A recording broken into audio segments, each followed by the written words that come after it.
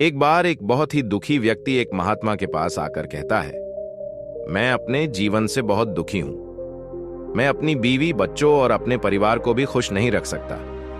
मैं अपने लिए भी कुछ नहीं कर पा रहा। कभी कभी तो मुझे अपनी जिंदगी को खत्म कर देने के भी ख्याल आते हैं। आप इतनी साधनाएं करते हैं, इतनी तपस्या करते हैं, क्या आप मुझे कोई ऐसा मार्ग बता सकते हैं जिससे मैं अपने बुरे वक्त से बाहर आ सकूं? मेरा बहुत बुरा समय चल रहा है। 2 वक्त की रोटी का इंतजाम करना भी मेरे लिए बहुत मुश्किल हो गया है। अब आप ही बताएं कि मैं ऐसे वक्त में मैं जिंदा रहूं तो कैसे रहूं, कैसे अपने परिवार को खुश रखूं?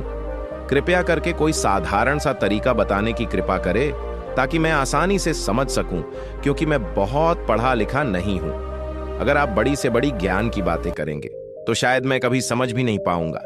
यह सुनकर महात्मा ने मुस्कुराते हुए कहा कि तुम एक काम कर सकते हो। फिर महात्मा ने सामने की ओर इशारा करते हुए कहा कि उस ऊंची पहाड़ी पर एक मंदिर है और उस मंदिर के पास चींटियों का एक घर है जहां पर हजारों चींटियां रहती हैं। तुम्हें सुनने में बड़ा अजीब लगेगा, लेकिन वो चींटियां उस मंदिर की जमीन को खराब कर देती है, उस मिट्टी की उपजाऊ शक्ति को खत्म कर देती है, जिसके कारण वहां पर कोई भी पेड़ या कोई भी घास पनप नहीं पाती है। तुम मेरा एक काम करो, उसके बाद मैं तुम्हें तुम्हारे सवालों के जवाब दूंगा। तुम 7 दिन तक रोज उस पहाड़ी पर जाओ और उस चींटियों के घर को तहस नहस कर दो, उसको तोड़ दो। जब भी तुम्हें कोई चींटियों का घर दिखे मंदिर के आसपास, तो महात्मा जी ऐसा क्यों करवा रहे हैं? तो वो उन चींटियों पर अन्याय कर रहे हैं, उनका घर तोड़वा रहे हैं, उन्हें नुकसान पहुंचा रहे हैं। आखिर कौन महात्मा ऐसा करेगा?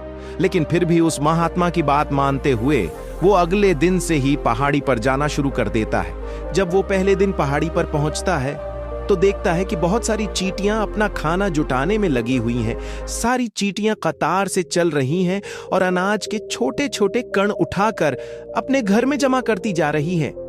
ये देखकर पहले तो उस युवक का मन कमजोर पड़ गया।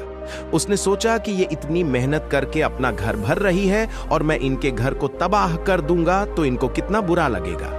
लेकिन फिर उसने उस महात्मा की बात याद करते हुए उस घर को तोड़ना शुरू कर दिया। जल्द ही चींटियों में हाहाकार मच गया। वो इधर उधर दौड़ने लगी। अभी तक जो कतार से चल रही थी, अब वो बिखर गई और इधर उधर अपनी जान बचाने के लिए भागने लगी। थोड़ी देर में घर टूट गया और सारी चींटियां इधर उधर छुपने के लिए भाग चुकी थी। ये करने के बाद वो युवक दुखी मन से वापस अपने घर पर लौट आया। उसका मन परेशान था, दुखी था, पश्चाताप से भरा हुआ था। फिर उसने अपने बिस्तर पर रात में लेटे लेटे ही सोचा कि अब तो उन चींटियों का घर तबाह हो चुका है। अब वहां वापस जाने का क्या फायदा होगा, क्योंकि चींटियों का घर तहस नहस करने के लिए महात्मा जी ने कहा था, जो मैं कर चुका हूं। लेकिन फिर कुछ सोचकर अगले दिन उसने फिर से जाने का निश्चय किया और अगले दिन सुबह सुबह उठकर वापस उसी पहाड़ी पर पहुंच जाता है। पहाड़ी पर पहुंचकर वो उसी जगह पर पहुंचता है जहां पिछले सुबह उसने उस घर को तहस नहस कर दिया था। लेकिन वो ये देखकर चौंक जाता है कि उन चींटियों ने फिर से अपना घर उसी जगह पर बना लिया था और अब वो फिर से अपने घर के लिए सामान इकट्ठा करने में जुटी हुई थी। उस आदमी को देखकर लगा कि ये चींटियां कितनी मूर्ख है। इनको पता है कि कल ही इनका घर इसी जगह पर तबाह किया गया था और उसी जगह पर उन्होंने अपना नया घर भी बना लिया। और ये सोचकर वो आदमी हंसने लगा। लेकिन फिर से उन चींटियों में हलचल मच गई और थोड़ी देर में वो चींटियां इधर उधर अपनी जान बचाने के लिए भागने लगी। कुछ ही देर में उनका घर फिर से नष्ट हो गया और वो युवक थोड़ा संतोष के भाव से कि इस बार तो मैं अच्छी तरह से उस घर को तजरात में सो अड़ही की ओर निकल जाता है। पहाड़ी पर पहुंचकर वो उसी जगह पर पहुंचता है जहां पर उसने उनके घर को तबाह कर दिया था और वो ये देखकर खुश हो जाता है कि वहां पर कोई भी घर नहीं था। सारी चींटियां वहां से भाग चुकी थीं। अब उसने सोचा कि अब मेरा रोज रोज आने का क्या फायदा होगा, क्योंकि चींटियां तो अपना घर बदल चुकी हैं और महात्मा जी ने मुझे 7 दिन आने के बाद कहा था, लेकिन आज तो तीसरा ही दिन है। अब बाकी 4 दिन वापस आने का क्या फायदा होगा? और यही सोचकर उसने निश्चय किया कि यहां से वो सीधा उसी महात्मा के पास जाएगा और उनको ये सारी खबर बता देगा। जब वो वापस मुड़कर उस पहाड़ी से उस महात्मा की कुटिया की तरफ जाने लगा, तभी अचानक उसकी नजर एक और घर पर पड़ी जो कि चींटियों का ही बनाया हुआ था। मतलब कि वो घर चींटियों ने ही बनाया था और अब वो चींटियां नए घर में वास कर चुकी थी। ये नया घर उनके पुराने घर से थोड़ी ही दूरी पर था और जब उसी युवक की नजर उस घर पर पड़ी तो उसने सोचा कि शायद महात्मा को पता था कि ये चींटियां अपना घर यहां से बदलकर किसी दूसरी जगह पर बना लेगी। इसलिए उन्होंने मुझे 7 दिन आने के बाद कहा था और ये विचार करके वो उनका नया घर भी तोड़ने के लिए पहुंच जाता है। जब वो वहां पहुंचा तो चींटियां उसी तरह अपने कार्य में लगी हुई थी। वो अपने लिए खाना इकट्ठा कर रही थी और अपने घर में जमा कर रही थी। जब पुराना घर टूटा था वहां भी अनाज के कण बचे हुए थे और चींटियां वहां से भी अनाज इकट्ठा कर करके वापस अपने नए घर मिला रही थीं। अब यहां पर फिर से युवक का मन थोड़ा कमजोर पड़ गया, क्योंकि वो खुद भी कमजोर था, खुद भी वक्त का मारा हुआ था। इसलिए उसके मन में उन चींटियों के प्रति दया का भाव उमड़ रहा था। उनके ऊपर उसे दया आ रही थी। वो चाहता था कि उनकी मदद करे, लेकिन वो उल्टा उनको नुकसान पहुंचा रहा था। लेकिन उस महात्मा की बात को याद करते हुए उसने फिर से उस घर को तोड़ने का निश्चय किया और उसने इस बार बड़ी ही सावधानी के साथ बिना किसी चींटी को कोई नुकसान पहुंचाए वो घर तबाह करना शुरू कर दिया। वक्त थोड़ा ज्यादा लगा, क्योंकि किसी भी चींटी को नुकसान न पहुंचने की शर्त महात्मा ने पहले ही रखी थी। इसलिए उसको बड़ी सावधानी के साथ उन घरों को तबाह कर रहा था।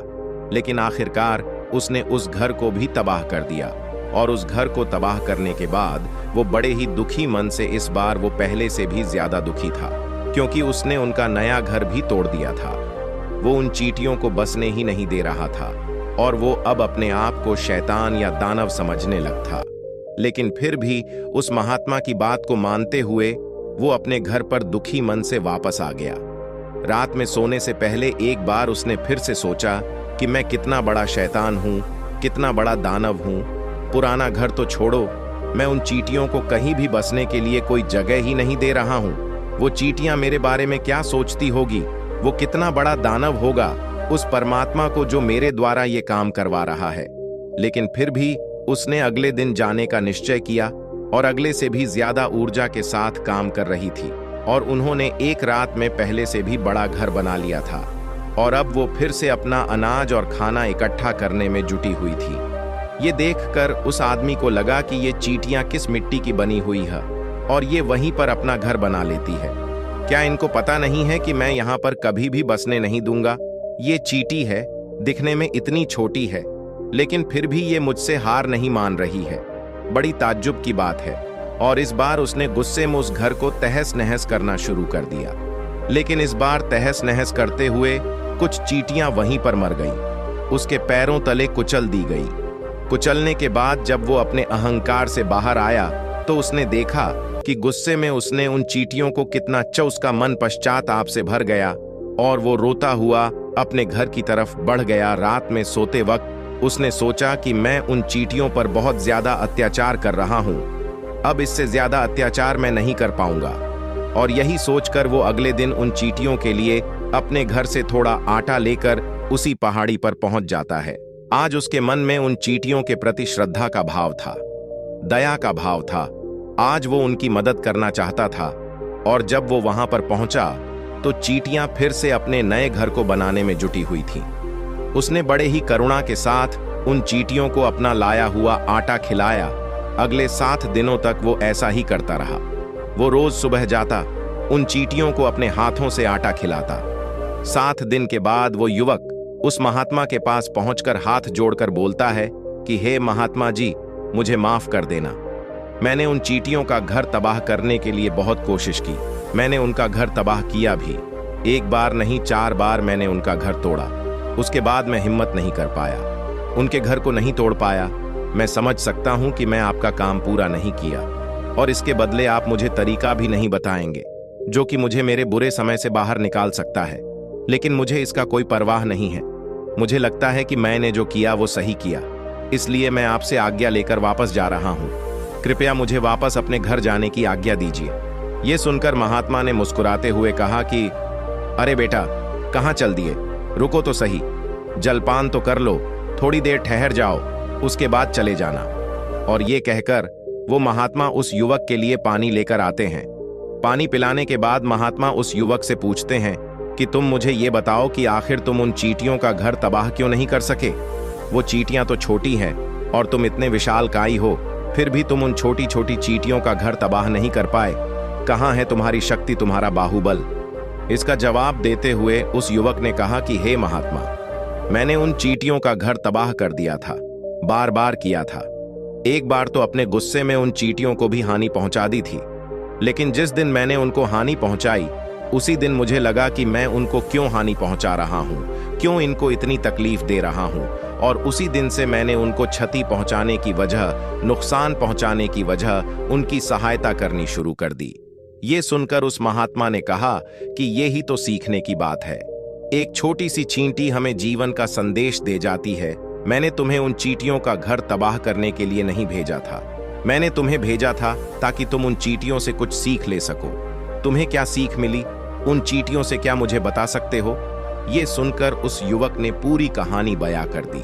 पूरी कहानी सुनने के बाद महात्मा ने मुस्कुराते हुए कहा कि बेटा, पहली सीख जो इन चींटियों से ले सकते हैं वो ये थी कि तुमने कितनी ही बार उनके घर को तोड़ने की कोशिश की, कितनी ही बार प्रयास किया कि उनके घर तबाह हो जाए, लेकिन वह हार मिलने पर ही टूट जाते हैं, हताश हो जाते हैं और फिर जीवन में प्रयास ही नहीं करते। और कुछ लोग तो अपनी जिंदगी को खत्म करने को उतारू हो जाते हैं। लेकिन जानवरों में तुमने एक बात देखी होगी कि वो अपना जीवन खुद से कभी खत्म कर ही नहीं सकते। हावन और मृत्यु आखिरी विश्राम है, परम विश्राम है। इसीलिए मृत्युओं से पहले कर्म करना कभी मत छोड़ना, क्योंकि मृत्यु के बाद तो तुम परम विश्राम में चले ही जाओगे। तो उससे पहले कर्म करना क्यों छोड़ रहे हो, क्यों हताश हो रहे हो? अगर तुम्हारा एक घर टूट गया है तो दूसरा घर बनाने का प्रयास करो, कोशिश करो, और कोशिश करने वालों की कभी हार नहीं होती। यह तुम उन चींटियों से देख चुके हो। देखने में तुमसे कितनी छोटी है वो चींटियां और तुम इतने बड़े हो, लेकिन उनका मन तुम्हारा मन से इतना बड़ा है, इतना विशाल है, इतना दृढ़ संकल्प है कि इतनी बार घर टूटने पर भी उन चींटियों ने कभी हार नहीं मानी। दूसरी सीख ये है कि जब भी हमारे ऊपर बुरा समय आता है, हमें लगता है कि ये समय कभी नहीं जाएगा, ये समय मेरे जीवन को बर्बाद कर देगा, मुझे कभी नहीं जीने देगा, और अपने इन्हीं ख्यालों से, अपने इन्हीं विचारों से, जिसका असलियत में कोई भी अस्तित्व नहीं है, वो सिर्फ विचार है, और वही विचार हमारे मन को दुखी कर देती है, और इसलिए हम प्रयास करना भी छोड़ देते हैं। लेकिन तुम खुद सोचो कि बार बार प्रकृति हमें क्षति पहुंचाएगी, नुकसान पहुंचाएगी, लेकिन कब तक अगर हम बार बार फिर से उठ के फिर से नया प्रयास करते रहेंगे तो प्रकृति भी हमारे सामने घुटने टेक देगी, और वो भी एक दिन हमारे ऊपर दयावान हो जाएगी, कृपालु हो जाएगी, और वो हमें सब कुछ देने लगेगी जिसकी हमने कभी कामना की थी। तुमने खुद देखा कि तुम उन चींटियों को तबाह करने के लिए पहुंचे थे, लेकिन बाद में तुम ही उन चींटियों को अनाज और आटा देने लगे, तुम ही उन पर कृपालु हो गए। क्यों हुए? क्योंकि तुमने देखा कि वो चींटियां हार ही नहीं मान रही है। इसी तरह अगर तुम भी अपने जीवन में कभी हार नहीं मानोगे तो एक न एक दिन ये प्रकृति तुम्हें वो सब कुछ देगी जो तुम अपने जीवन में पाना चाहते थे। इसीलिए दो सीख याद रखना, कर्मशीलता कार्य करते जाना, और दूसरा कि एक न एक दिन प्रकृति तुम्हारी उस कर्म का परिणाम तुम्हें जरूर देगी। तो दोस्तों, मैं आशा करता हूं कि आपको इस वीडियो से काफी कुछ सीखने को मिला होगा। तो फिर मिलते हैं अगले वीडियो में।